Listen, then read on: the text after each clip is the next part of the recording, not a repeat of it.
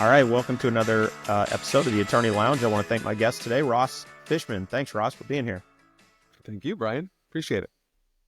So Ross is the foremost expert on legal marketing. Did I say that correctly? Is that I will accept that. That's a very nice thing for you to say. Thank you. you're my favorite marketer in the legal profession, and I've watched your presentations multiple times now at the LCA events. They're always fascinating. They're one of my favorite presentations. I don't want to sort of pan any other speakers at those events, but I always enjoy listening to what you have to say, and largely because lawyers are not great marketers. I don't know. Do you agree with me on that? Oh, I think it would be hard to form an argument to the contrary on that issue. You have formed arguments in the past because you are a lawyer yourself. I'm going to set the stage just a little bit before we get into the substantive topic, but just to set the stage a little bit on your background, you were an attorney before you were in marketing. Kind of walk us through that progression in your career, kind of where you started and how you got to where you're at. Sure. I was a litigator, fresh out of school, a private law firm in Chicago. I did it for 5 years, five long years. And, it's funny, as many of your listeners will probably relate, at some point, you sort of figure out who the stars are and who they're going to be. And at about 3 years, I sort of felt like, yeah, I can see who those people are going to be. You get your feet under you a bit after your first 3 years of practice are just terrifying, I think. You don't know anything. But after about 3 years, you kind of get a little comfort, and you can look around, get your head up and look around a little bit.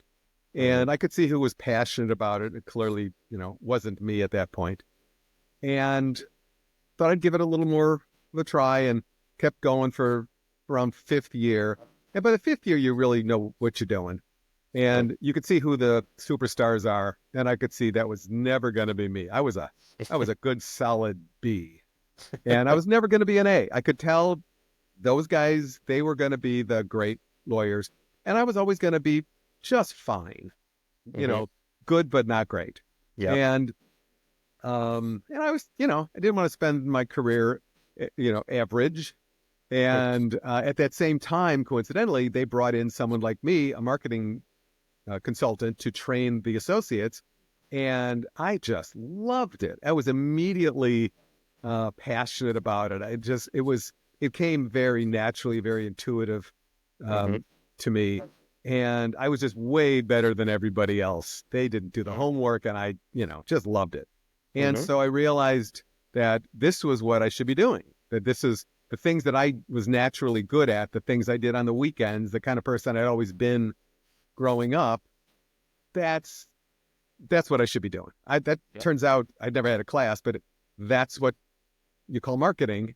And it turned out I'm a marketing person. And so then the task became, how do I migrate out of law, which was my entire resume, into marketing, which was really not a thing that lawyers did back then. And, long story, I ended up, basically the short version is I picked up the Wall Street Journal, saw that Winston & Strawn had just made this guy a partner to do their marketing. And I thought, ooh, a lawyer doing marketing? I want to meet this guy. So I just called him up. And 2 weeks later, he hired me. Wow, And that's awesome. The rest is history. That was 30 years ago. So many lessons in that, though. Doing what you're passionate about, right? Like the old saying, you do what you love and you never work a day in your life. And, you're going to be better at it just naturally if it's what you're interested in. And then just just picking up the phone and making a phone call. So many times in my career, it's like, just people are open and most people are interested, and you can just reach out to people that you don't think would even return your call. And many times they do. So, I totally agree with that. I think my experience over the many long years is that, people are decent. And if you reach out on LinkedIn with a thoughtful request that isn't a, needy, looking for something for nothing, but just a heartfelt request, we've all been there, of course I take those calls from people, because if that guy hadn't taken my call out of the blue, Mm-hmm. I wouldn't be here doing this today, probably. And Yep. so, I think everybody tries to give back. Yep. And I think the lawyers that I know, are just a nice, generous bunch of people who are happy to help out. We're all busy, but we're happy to help out for a little while. Someone who genuinely, wants some help, Yep. some young person. We've all been there, and I think we Yep. can see ourselves there. No, I think so. And it actually kind of is similar to, I mean, I just asked you to be on this podcast. You're like, okay, well, like, and which is one of the things that I hear all the time. And I guess before we get into sort of the top 5 things here, I want to like a theme that I hear a lot of times is give away your best stuff for free. Like give substantive, and maybe I heard it from you. I don't know, but like, it's like, Maybe. you're coming on, you come to these presentations, you come on here on the podcast, you're going to give away great content. Like, but I just hear that, like, especially with the ability now for people to share so easily on social media, that the advice I keep hearing is like, just give your stuff away. People will call you, people need help, but I don't know. Do you agree with that philosophy or no? I do. I really do. And I think that this is, we're going to go get 6 tips because here's another one. I really believe in giving speeches, writing articles, but really giving speeches, and I'll get to more of that. But the tip here is how you pick your topic, because I absolutely believe if people think that you're guarded, if they think that you're, I'll give you some stuff, but not the good stuff. If they think it just feels a little bit crappy that the person's holding back. And we don't like that. We can see right through that. And I'm not going to hire that guy. Right. And it's hard to get hired as giving a speech. The guy behind the lectern, how often do you say, hey, see that guy, 100 feet away from me who I've never met before? I'm going to call him later Yeah. and hire him. Yeah. Would you hire your doctor that way, or an accountant? It's got to be amazing content. Yeah. Something that they've never heard before, never thought of before, don't know anybody who could do that. Mm-hmm. To get hired like that. But what I want the audience to do when I'm giving a speech is I want to give them great material, because I want them to think that guy's great, Mm-hmm. because you can really build your brand very quickly if you are one of the people who gives really good speeches to some audience. If they Mm-hmm. see and I like that guy, I'm going to remember his name. Mm-hmm. That's very powerful. Yeah. As Yeah. opposed to, just being one more person in the audience. You can really build your reputation in a target industry or specialty area very quickly that way. Mm-hmm. So you've got to be great. You got to, I always say when I give a speech, my goal is to be the best speech at the conference. Every Yeah. time my goal is I want to be the one they're buzzing about at the break. I want to be the one they're talking about next week. Yep. No, I'm not saying that I achieve that, but Yeah. I walk in, that's my goal, which Mm-hmm. just elevates the quality. It means I'm going to rehearse more. I'm going to work harder on my slides. I'm Right. going to be better when I present because I have elevated my personal expectations. Mm-hmm. But then I also have to provide great content. Now, all lawyers give great content. The content is always solid. But as you were saying, it may not be the best. It may not be all the secrets. What I want the audience to think of when I'm speaking is, hey, that's a good idea. So I want to give them something that they've not heard before. I'm the Mm-hmm. expert, or I wouldn't be up there, right? I Yeah. know stuff they don't know. And the lectern in the microphone sort of proves that. So I Mm-hmm. know a whole bunch of things that they haven't seen, because I've done this for 30 years. I've done it 100 times. And so Mm-hmm. I could do 1,000 things that they haven't ever thought of, Yep. because they're not full-time marketers. I do this 60 hours a week for 30 years. So I know a lot of stuff, a lot of things they Yep. wouldn't know. So Yep. I want to think, hey, that's really good. That's really interesting. I've never heard that before. I should do that. Mm-hmm. I don't know how to do that. Hey, I wonder who knows how to do that. Hey, he knows how to do that. Yeah. And then at some point, because at that point, I haven't sold them anything. Because if you sell from the podium, they Yeah. hate you. Yeah. But I've got to create the demand in their minds without them realizing that I'm doing it, and then welcome the opportunity to speak with them later. Right. Yep. And, be open to the conversations, which is much easier in person, because then those are the people who come up to you at the podium later after the Mm-hmm. speech. You can't do that now that, everything's a webinar. You Yep. can't really do that anymore. Yep. And or you can, but it's just much harder to get them to volunteer the information that they like you and want your help Yep. potentially because, you used to drop off a business card. Now Yep. half the people don't carry business cards and you sure can't give me one as readily on Zoom. Yeah. So it's a It very brings to different mind world. a couple things. One, one thing I think about, and one thing is an anecdote. One thing I think about is sort of like they tell you when you have a conversation with somebody, most of the time people don't necessarily remember what the content of the conversation was, but what they remember was how you made them feel. Perfect. And I Exactly. think same thing with a great speaker. Sometimes you don't remember the content, but you remember, I really liked that presentation. I like that speaker. And so your credibility, your personality, I think comes through. The anecdote is your presentation, the guy running the PowerPoint was like broken down and people started firing questions at you from the audience. And you just like, and it was crazy. The questions were like, what do you think about name tags? And you had a whole thing on that. And then they were asked, what do you think about business cards? You had a whole thing on that. So definitely doing this 60 hours a week for 30 years, you've learned a few things. I love your ability to riff just off the those are cuff. But those are great questions. They're the right questions. They're the things that people are thinking about. So have I been asked them before? Of course I have. I've got 10 minutes on each of those topics if I wanted. So and hundreds and hundreds more topics. Yep. Um Yep. I love it. but it Well, was nice of them to jump in. it was. Okay, well, the theme of this one, and since it's your first time on the show, and I'm hoping to have you back again, and talk maybe in more detail on some of these topics, because I agree with you. I think some of these things we could talk about for hours. But the kind of the theme of this is like, what are the top 5 marketing tips that every lawyer should know? Like what, like just 30,000 foot level. We both agreed lawyers are not the best marketers. What what things should lawyers be thinking about? What are those top 5 things that they should have in their minds when they're thinking about marketing? Okay. First one, by far my favorite, most important thing, biggest mistake that lawyers make is they are too broad, they are too general. It's the Jack or Jane of all trades, master of none. Mm-hmm. We just market a general service to an infinite audience. I am a business litigator from America. Yep. Um, Yep. it's impossible to guarantee your success with that broad a focus. And so what I recommend is don't be all things to all people. Find a thing that you love to do and be the market leader in that.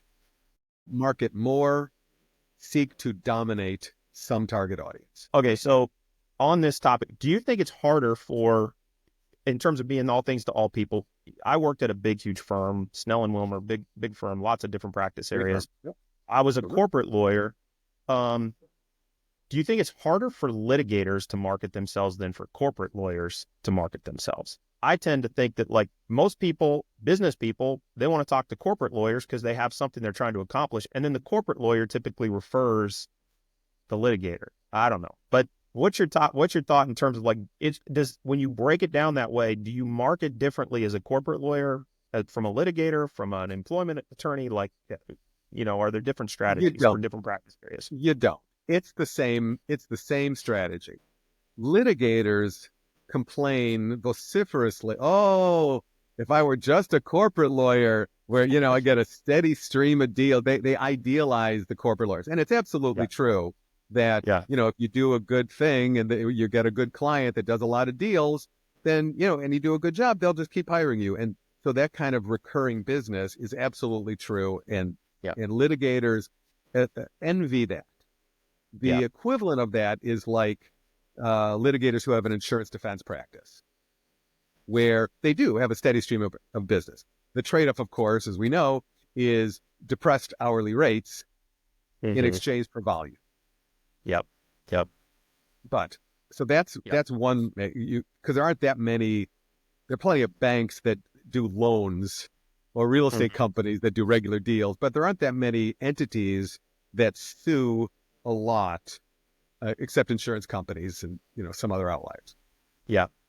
So to that degree, the litigators are actually right that they don't get that steady stream of repeat business as readily when they're generalists, because then they're just sniffing around like, just a squirrel looking for nuts.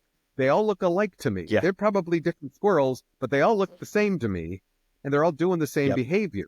And there's no differentiation as far as I could tell. That was a bad analogy. Yep. I'm not calling lawyers squirrels. The the challenge I that get lawyers your point. have is Yep. they tend to do the same things the same way. Lots of them used to work at another firm they're competing against now. There's a generally right way to do things, and the top 80% of lawyers approach them that way. I'm not going to Yeah. talk about the bottom 20%, but most lawyers are smart. They do a good job. They care Mm. about their clients. They do good work. They strategize roughly the same way. And it's very rare, I think, that a competent lawyer wins or loses a case that they should or shouldn't have. If they were the top 10%, they'd win this, but the bottom 90% wouldn't. Most Mm-hmm. of the time, I think you come out with a fairly similar conclusion. And clients get that sense, at least, because most lawyers look alike. They Mm-hmm. either choose to look alike or they don't choose not to. Mm-hmm. And so what I want is for lawyers to find their niche, find their specialty, Mm-hmm. stand out in some way to some audience, be the go-to lawyer for something. Find a trade association. My personal secret, my favorite thing is find a trade association Mm-hmm. and be the go-to lawyer. Stop marketing to America. I got a national practice. Great. Yeah. Now you're a general business litigator marketing to 330 million people. Yeah. Where do they go? What blog post are you going to possibly write that they will read? What Yep. makes you different? Nothing. Because you haven't tried. You've tried the opposite. You've tried to be exactly the same as everybody else. The thinking being, if I stretch my arms as widely as possible, whatever you need, I haven't Right. disqualified myself from. Right. But no one wants somebody who does a little bit of everything. I want the expert who does best the thing that I need for Mm-hmm. people like me in my industry. Yep. And so the challenge when I train lawyers on this topic is persuading them that focusing on a smaller audience, you'll get a much bigger, much higher percentage collection of that work from that people than if you were just one more generic generalist who looked alike and had a skyline or a picture of their building on their website. Yep. You have gone out of your way to look exactly like everybody else. Give them something to choose to base their decision on. Yep. And I am a marketing consultant. I can represent real estate and technology and kitchen and bath suppliers and whatever. Yep. And sometimes I do, and I'm fine. But but I'm better at lawyers. I'm really good at lawyers. I Yep. really know lawyers because I Yep. picked lawyers. I am a lawyer. I love working with lawyers. I love lawyers. I love law firms and the business of law. I just didn't love the daily practice of litigation. But now I get to hang out with lawyers. I get to do marketing, which I'm good at, and I get to do it for people whose company I really enjoy. Mm-hmm. And so instead of being one more generic marketer, who looks like everybody else, you called me. I didn't call you. You called me. Yep. Because I have a little specialty. Now, there's a lot fewer lawyers than there are business people in the world, but I don't need to represent all of them. There's a lot of lawyers. There's plenty. Yep. And so I can go to the bar association. All I have to do is go to the bar associations or the legal marketing association, where the legal marketers who work for firms all join. And so Yep. now I only have to market to them. I Yep. can write and speak and network with the people who are most likely to want to hire somebody, a marketing consultant, for their law Mm-hmm. firm. Target-rich environment. And they can see that I'm a whole lot better at the thing that they need than all these other generic marketers who may be a lot smarter than me, better credentials, PhDs in marketing from Kellogg or whatever. Yeah, Yep. but I know lawyers. Yep. And and so my marketing is so much easier because now I only have to stand out with a little group of people, a relatively small trade association. And now I want to go be get on committees and go to the meetings and write about legal marketing.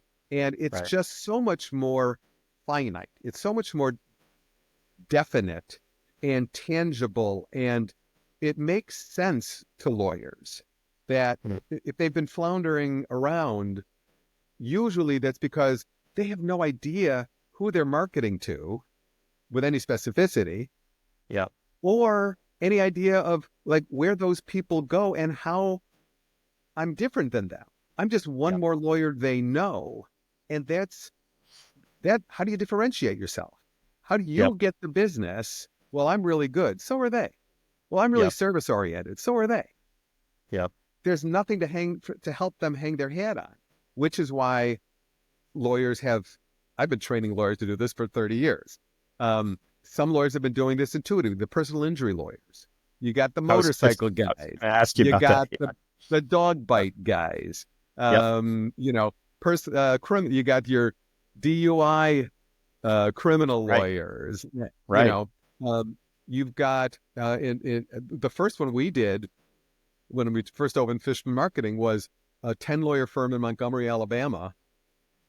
General business firm, good lawyers, nothing special, nothing unique about them, just good lawyers in a smaller market. And, Hmm. they wanted to build their brand, their practice as great business lawyers in Alabama. It's like, well, Hmm. there's 10 of you. There's a lot of Yeah. really good firms in Alabama already that are much bigger than you. How much money do you have? This much. Hmm. Well, how are you? It's just not likely to happen. You may well be the best lawyers in Alabama, Yep. but how are we possibly going to convince people that you're smaller, you're unknown, and how can you prove that? So it convinced them not to. So then they went to said, well, what practices or industries do you have expertise in? Well, banking. It's like, well, everybody has banking. Financial services is, you can't lead in financial services because everybody's good at it. Yep. Insurance, construction, healthcare, financial services, real estate. Everybody's Yep. got those practices already. We need something small that you can dominate that no one else is where no one else is trying. Hmm. And so we went through. Oh, we got this, we got this, we got this. We got pest control. We got the. It's like pest control that we can do. Let's do pest control. Yeah. Really? Like, and they had two clients, but and in Alabama where bugs are big, Yeah. everybody's got some pest control, but there's just small business practice, like the Orkin guys, whatever, Yep. the little franchises, and so we made them the bug lawyers. And Oh, in interesting. 3 months, 6 months, they were the nation's leading firm in the entire multi-billion-dollar industry Wow. because no one else was even trying. And we had Wow. these natural pest control industry conferences, and we were the only lawyers there. And we had trade Wow. show booths and little bug law hats and handing out little, beanie baby termites with their logo on it. And we had a lot of fun with it, which Yeah. made, for good public relations. So they're writing articles about us, and we didn't call them the pest control industry practice. We called them the bug lawyers because it's memorable. And Love it. and Yeah. so they became the leading firm in the country in this niche because who else was going to be? No one else even Right. tried. So it didn't Yep. cost very much. They were in a small market, Montgomery, Alabama, where Hmm. there isn't a lot of anything. So we had to sort of grow geographically. So, we leveraged the trade associations and made them a ton of money. So it's those Wow. little specialty areas. Don't do construction law, do construction dams or cement law, Yep. a specialty. Find something smaller, cut the pie down into smaller subsections and smaller slices until there aren't really many competitors, but still enough potential clients that you're not Yep. bumping into conflicts all the time. It is the easiest thing to do. Love it. It's the cheapest thing to do. It's the most fun thing to do. If you like bugs, go be a bug lawyer. If you like cement, what's your hobby? What's your interest? What are you passionate about? Yep. Bring that into your legal practice. And back to your question about litigators, you can either be like an insurance lawyer getting a lot from the same client, or you can be a pest control lawyer Mm-hmm. getting a lot of business from a lot of different pest control companies who all see you as the solution to their problem. They may not get sued a lot. I mean, let's say I do a lot of branding and websites for law firms. Mm-hmm. So they don't need that very often. So I have to juggle a lot of prospects. I need a lot of people to be in touch with a lot of times over many years because they may not need me for 10 or 20 years. Right. So you've got Yep. to have a lot of people that you're staying in touch with, which is really hard to do unless they're all going to the same trade association. Yep. Yep. So and now you get to be one of the usual suspects. You're not just one more suspicious lawyer, hanging around. You're Norm at Cheers. You're one Yep. of the gang. You're one of them. Yep. And There's once you're that, then the business just pours in because they see that you're one of them. And why would they hire some random litigator, when they could hire one of the bug lawyers? mm-hmm. Yep. Much more efficient strategy. And it's Yep. really easy to write a marketing plan around something as defined as that niche. I'm Mm-hmm. going to be the real estate lawyer for the pest control industry or whatever. Okay, you could write a marketing plan around that. I Mm-hmm. want to do more real estate in America or in my state. Where do you even start? How do you differentiate Yeah. yourself? It is a simple, strategic, efficient approach that can work for absolutely anybody. I love it. And I have like, we still got 4 more to go, so I don't want to take up all the time. But That's my favorite one. That's the one that takes the longest. I'm very passionate about that topic. I love It it. works for anybody. And I feel like we could do an entire episode on it because the question, like, I was going to say, like, lawyers are not great marketers, but I'm thinking maybe I retract that because, like, the plaintiff's bar, the personal injury lawyers that are out there, they actually do jump into marketing head first. You Oh see yeah. it there. And yet, but I think there's a big percentage of the lawyers in the world that would say, no way in a million years would I ever do that. So I guess, like, without going down that rabbit hole, but like, because I would love to sort of take a deeper dive into like just the personal injury marketing space and whether the rest of the lawyers in the country should be taking a page from their playbook, or whether you can't act that way and still be appealing to the Fortune 500. I don't like You it. Just absolutely can. First of all, most personal injury lawyers are just as bad, with some outliers that have figured out.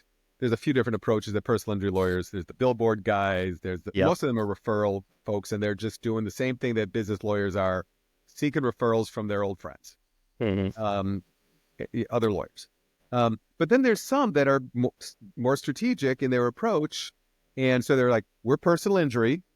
We want to keep everything, Mm-hmm. but we specialize in truck wrecks Right. or nursing home cases or whatever their specialty is. And there's some defined specialties that they've figured out. With business lawyers, it absolutely works. It works regardless of your personality because most lawyers are introverts. We don't like Mm-hmm. walking into big groups of Right. strangers. Every time another room of strangers. Yeah, but I go to a legal marketing meeting. It's like old home week. I know all these guys. I've known them for 20 years. I know their kids, and so it's much easier for those of us who are introverts to, once we get past the first couple meetings, it's okay. You start to know people, Right. you Yeah. know? Then you And start. so it Yep. absolutely works. The thing is, I'm a general deal lawyer. I'm a general litigator, but I have a specialty in this. And so Mm-hmm. that's the comfort that they need to, like, I don't want to rule out anything, and I don't want them to. Mm-hmm. But if I've got a brain tumor, I'm not looking for a doctor. I'm looking for somebody who Yeah. specializes in brain tumors, Absolutely. Yep. and that's how we buy professional services. That's how clients buy their lawyers. We know that from surveys and experience for decades. This works. We know Yeah. that it works. Finding out what your thing is can be a little challenging for people. Mm-hmm. What should I specialize in? I don't have that many hobbies or interests or whatever, but there's always something there. We can Yeah. always find. It still requires a conversation. Call me or frankly, talk to your friends. They'll figure something out. They know who you are. Um, Yeah. but Love it. it's the best strategy for absolutely anybody, everybody. It's just a more manageable solution when we're all really busy. Don't market to America. Market to the, pest control industry, or the, Yep. Illinois Pest Control Industry Association or whatever, or Yep. your equivalent. And it's like, all right, that's a few hundred people. I can get to know that. Yep. That's half the Yep. size of my high school graduating class. I could definitely go on because I have more questions in my mind, but I'm gonna keep us on track. All right, what's the number two topic? I can go to number What? two fairly quickly because it's related. It's build your personal brand. Mm-hmm. It's branding, but it's branding for yourself. Like, what's your story? What is not in that industry specific sort of way, but are you telling your story to your target audience? We've got social media, we got LinkedIn, we got Facebook, and all the tools, all the networking that you're doing, just generally walking through life. What's your personal story? Lawyers are storytellers. Litigators, particularly good ones, are inherently storytellers, Mm-hmm. right? We've got to figure out our theme, our origin story, our history. What is it that makes us unique or different or special or better? Or are you more service oriented or smarter or more creative, or more, are you a problem solver? Are you tough? Are you friendly? What's your adjective? Yep. And figure that out and then own it. Decide that that's okay. Because Mm-hmm. again, we try to be all things to all people. We try to be lawyers and, Right. just sort of buttoned up. I think lately, and COVID really helped loosen people up way Yep. more than anything that I can think of that had occurred to that point. But so I think we're a little bit more ourselves than we used to be, which I think is really good. We're like this. I'm not wearing a jacket or a tie. Yep. I haven't put on my suit in years. We're better about that now. We're allowed to be ourselves more than we used to. And I'd like people to own that, to decide who they like to work with, what kind of people they Mm-hmm. like to work with, and then go be the person who they are that those people would like to work with.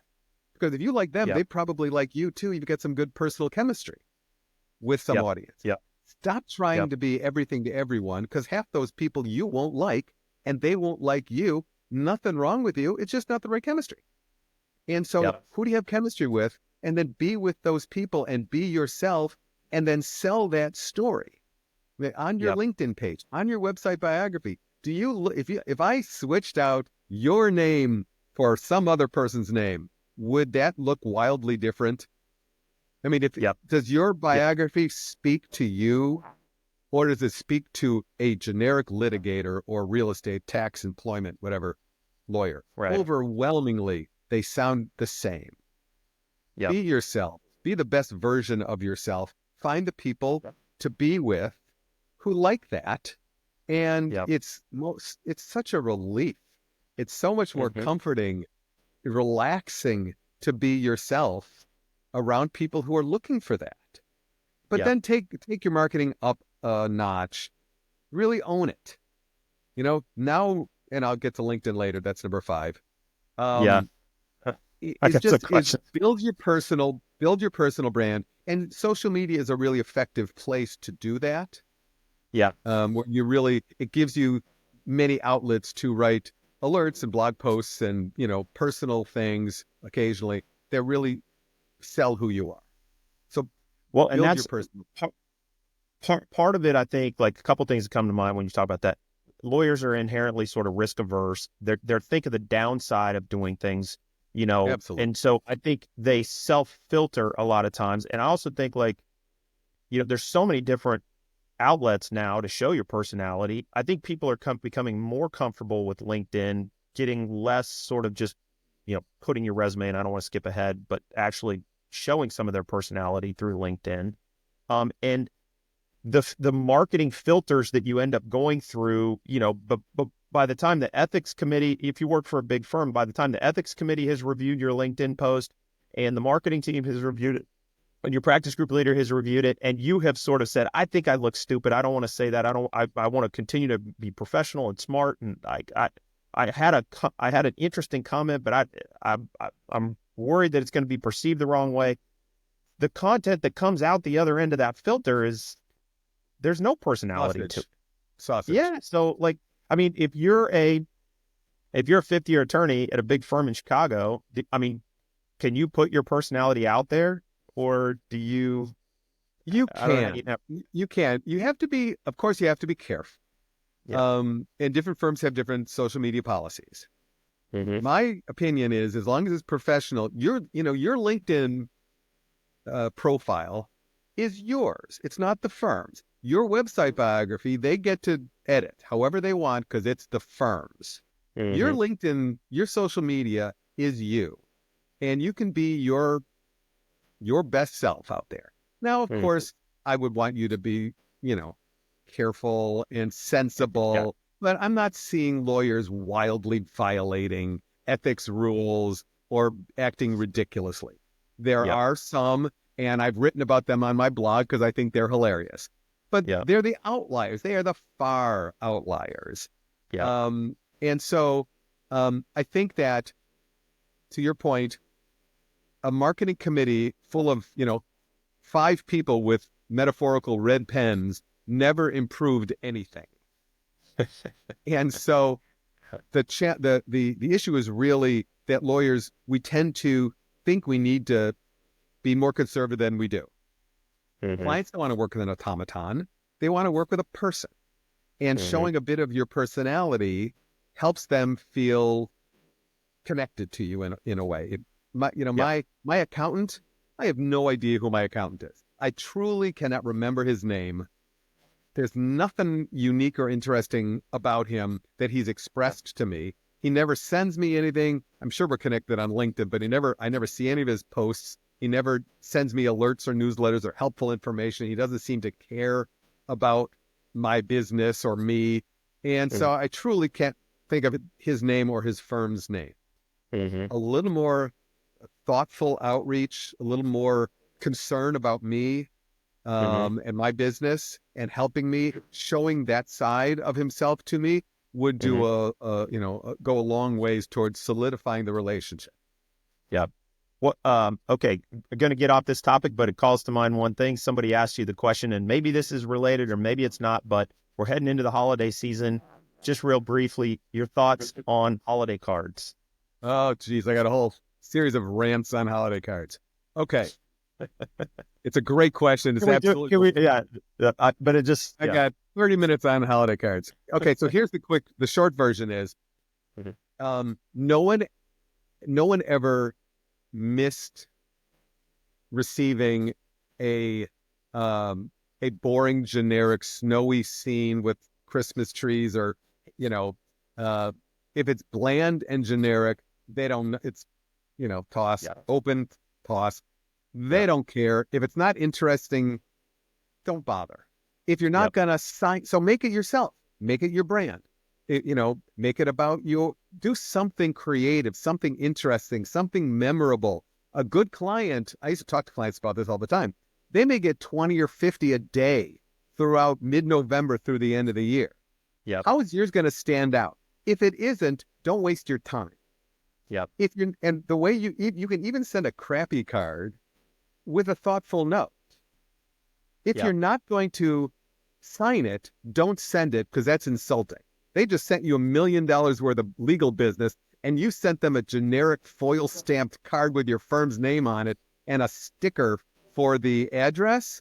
Yep. Screw you. That's Yep. like rubbing their nose in how much you don't care about them. It's like, don't do it.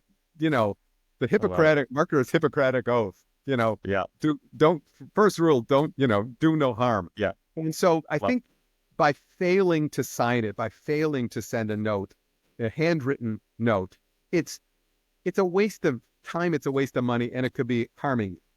Yep. E-cards are the other thing, same thing. That's sort of, well, it's so easy, we'll just do it. And then then the snow is falling. So now you got to wait 30 seconds for the happy holidays to scroll in. That just wastes 30 seconds and pisses me off.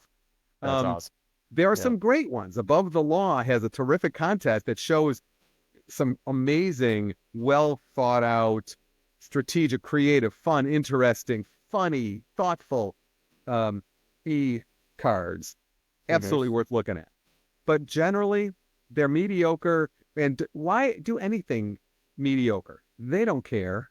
But if you're not going to sign it, don't send it. If you're going to be generic, why bother? Here, you're going to be sending something from your firm to everyone you know, your entire client list, every client and prospect, and you're going to make it suck? Why Yeah. do that? Why do that? Make it great. It Yeah. takes 10% more effort to make it awesome.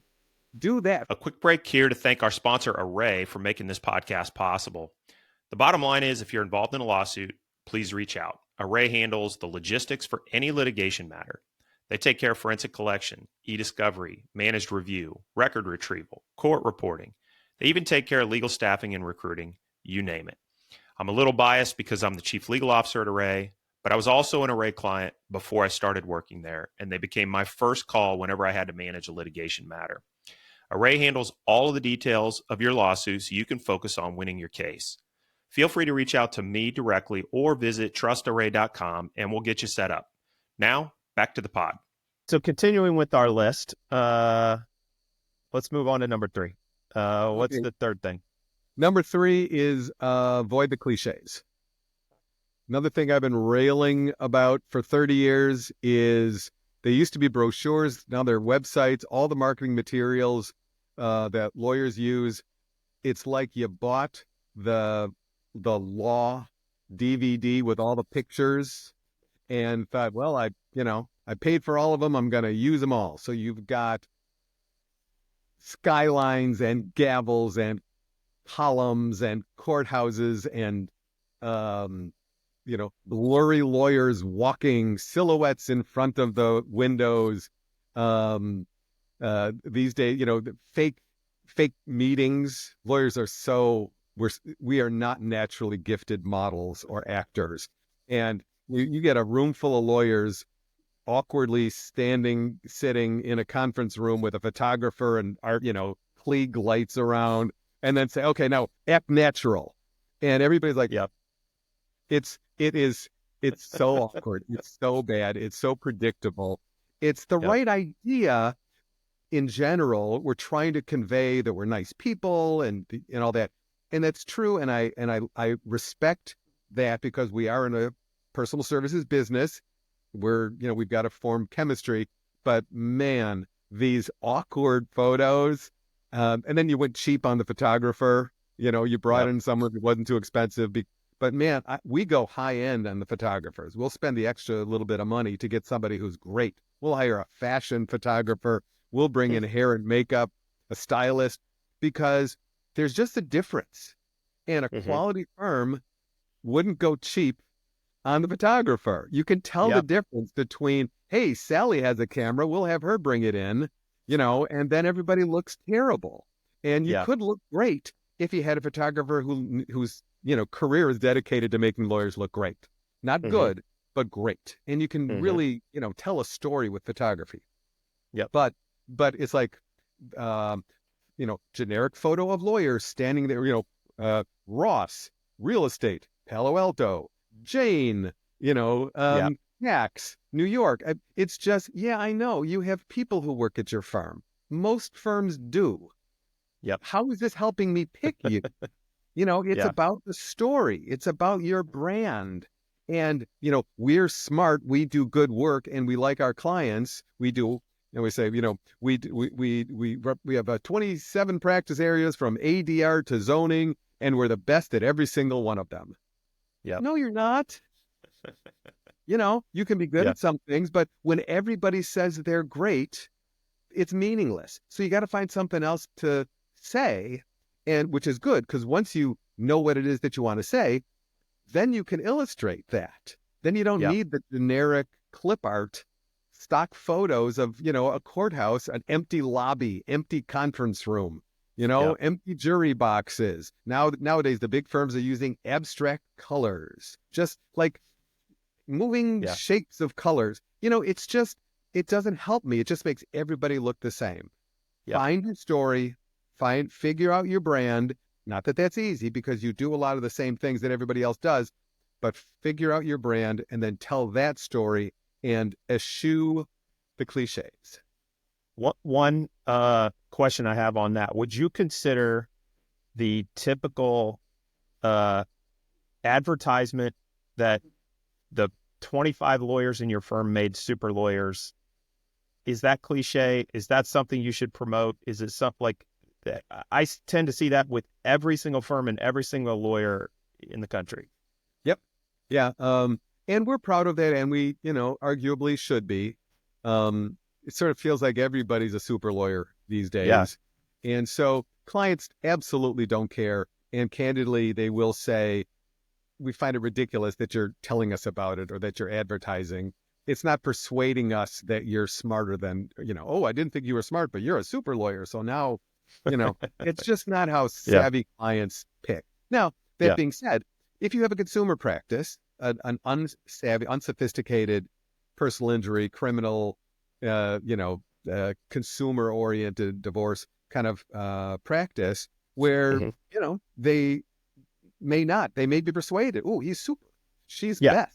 Whatever. Right. Okay, well, then I don't care what the accolade is. Even the meaningless ones are meaningful to an unsophisticated buyer. So maybe there is some value in that. But sophisticated clients just don't care. Put it on your bio. Feel good about yourself. We don't get that. It's a tough profession. We don't get a lot of people saying we're awesome. Very often. Clients certainly don't say it often enough. And so, congratulations. Taking out the full page ad with the cliche photo. I think it makes you look silly. Yeah. All right. Number 4. Oh, number 4. Not really marketing, but learn AI. ChatGPT, Microsoft Copilot. It is revolutionizing the practice. It is it is going to make how we practice, what we do, everything that we're doing completely different. And it's already 2 years, only 2 years into this with ChatGPT, and it is disrupting the legal practice. It is going to be overwhelmingly different in a very short amount of time. They're about to come. They're Chat 4. They're coming out with Chat 5 any day now. You got to learn how to use generative AI. It is going to change the profession. And particularly if you're younger, this gives you an advantage. You're a digital native. You grew up with a smartphone, Older folks had to learn this the hard way. It's really easy to learn. If you haven't tried it, go to chatgpt.openai.com and just give it a try. It is the easiest thing in the world to learn. It takes no time to learn how to use it. But invest the time to do it because it is going to change the world. The asteroid has hit, and you want to be a mammal and watch the other dinosaurs fade away. But this gives you a chance, first of all, not to die off in the onslaught, but also it gives you a great opportunity, an unheralded opportunity to really take the lead in something that is immensely important. And one way, I think you talked about this at LCA, but like one way that it can help from a marketing standpoint is to create drafts. So you're not starting from a blank page, but actually you can create kind of an initial draft of a blog or something, which another point that I thought was good is don't date your blogs. But so if you're using ChatGPT to help you come up with content that then you can mold into your own voice, obviously always double check it.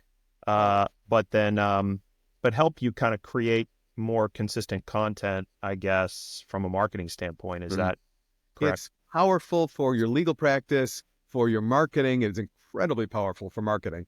But it will change how you bill, what you bill for, how you practice, who does the first drafts of all of your documents. I mean, earlier today, I did an hour on it and didn't have nearly enough time. It is more revolutionary than computers, the internet, Google, calculators. This is the most disruptive technology we will see in our lifetimes. It is more disruptive than all of those combined, and we're just getting started. 5 years are going to look completely different. We're at the beginning right now. Jump in with both feet. We'll definitely have another episode and go through that in more detail because there's a ton we could talk about there. Okay, the last one, number 5.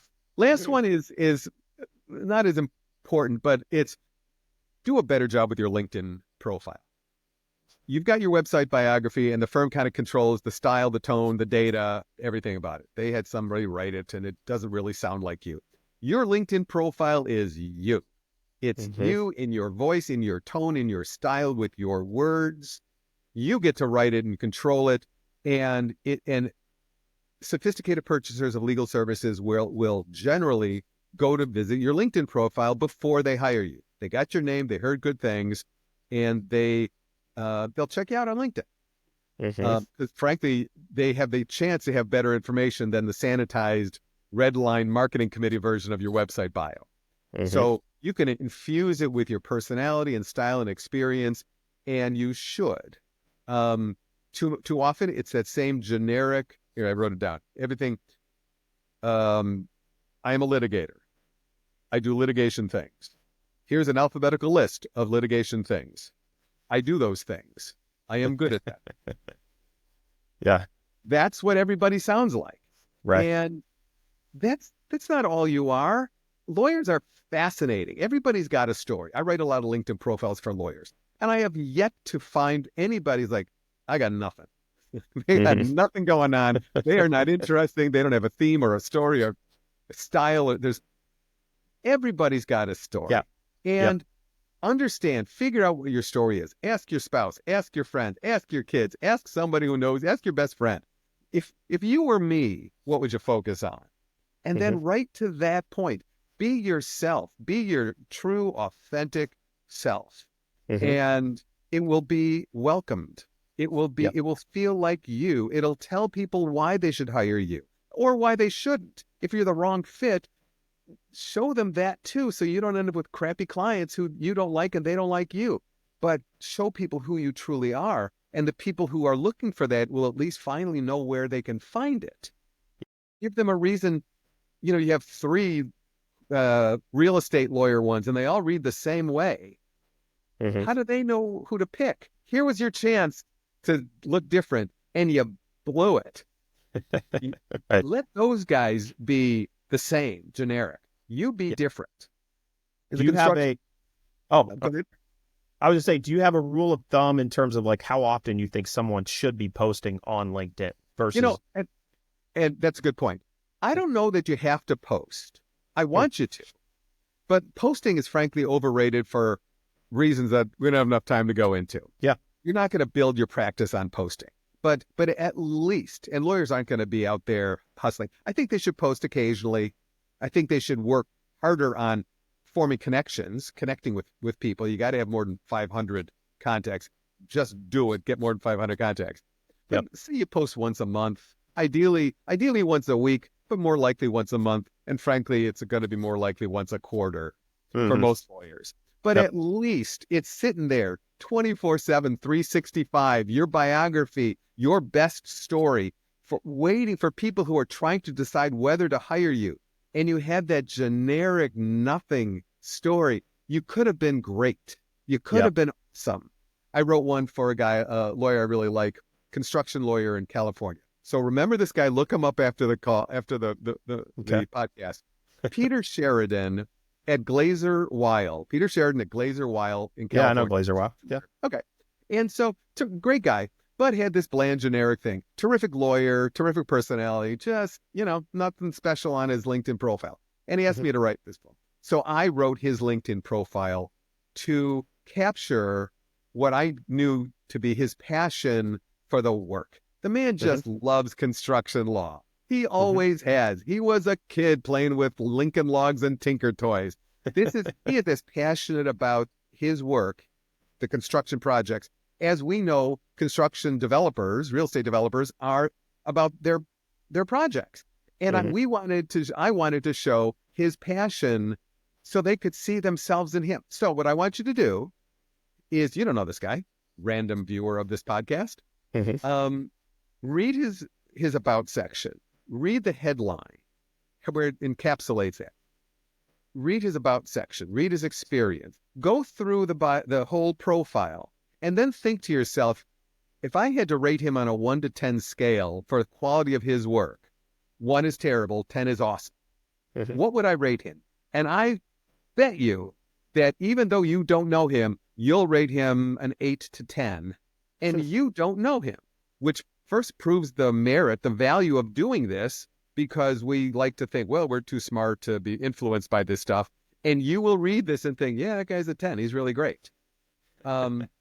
So if that's true, if you believe that that's true, that you were favorably disposed, even if you gave him a 5, at least you think he's a 5. I mean, you thought something about him. You thought qualified to evaluate his technical skills based on his LinkedIn profile, and you don't know him.